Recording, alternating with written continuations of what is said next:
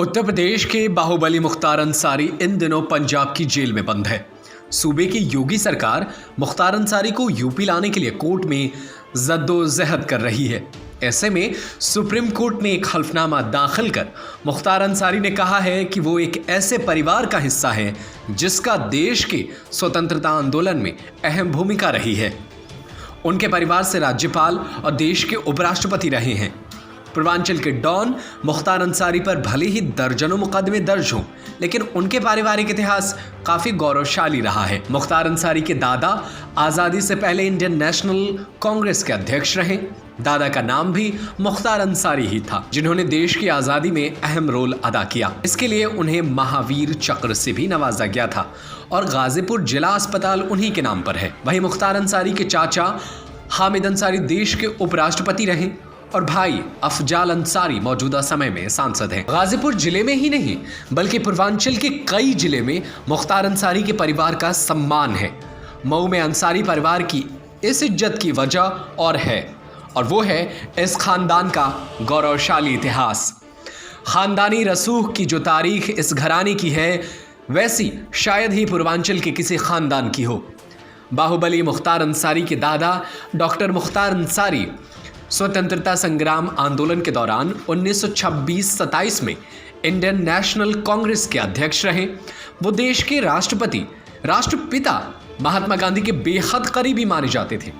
1930 में जब गांधी जी ने नमक पर कर लगाए जाने के विरोध में सत्याग्रह किया था, तो मुख्तार अंसारी उनके साथ कंधे से कंधा मिलाकर खड़े थे। मुख्तार अंसारी के दादा की तरह नाना भी देश की नामचीन हस्तियों में से एक थे। शायद कम ही लोग जानते हैं कि महावीर चक्र विजेता ब्रिगेडियर मोहम्मद उस्मान अंसारी बाहुबली मुख्तार अंसारी के नाना थे, जिन्होंने 1947 की जंग में ना सिर्फ भारतीय सेना की तरफ से नौशेरा की लड़ाई लड़ी, बल्कि हिंदुस्तान को जीत भी दिलाई।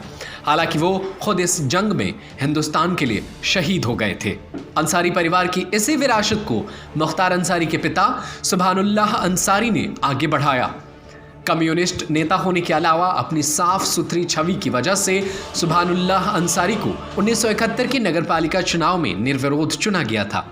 इतना ही नहीं, भारत के पिछले उपराष्ट्रपति हामिद अंसारी भी मुख्तार के रिश्ते में चाचा लगते हैं।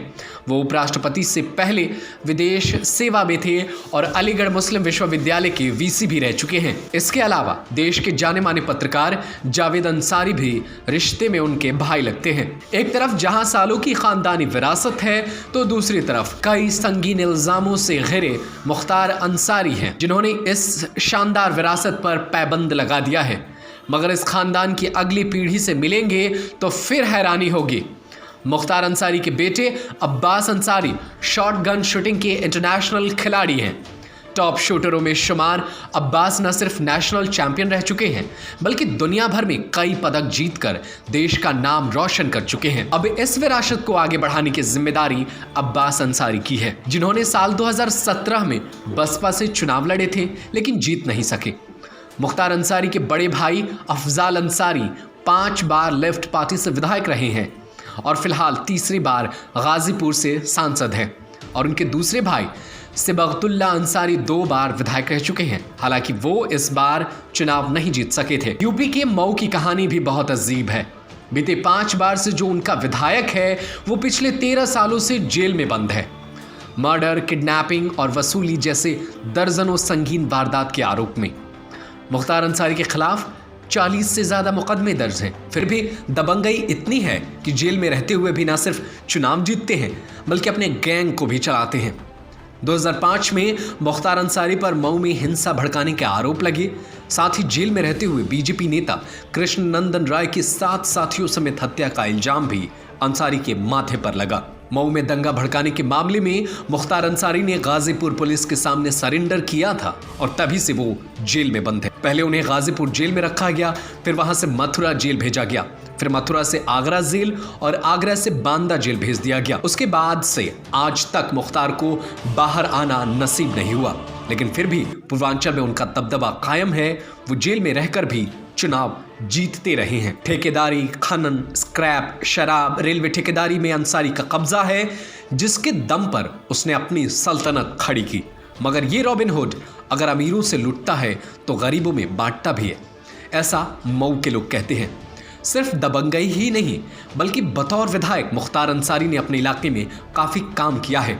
सड़कों, पुलों, अस्पतालों और स्कूल कॉलेजों पर ये रॉबिन हुड अपनी विधायक फंड से 20 गुना ज़्यादा पैसा खर्च करता है। हालांकि योगी सरकार के सत्ता में आने के बाद उनकी उल्टी गिनती शुरू हो गई है। उनके तमाम कारोबार खत्म हो गए हैं और उनके करीबी लोगों पर प्रशासन ने नकेल कस रखी है। ब्यूरो रिपोर्ट, खबरें अभी तक। Subscribe to our YouTube channel and press the bell icon to get the latest updates.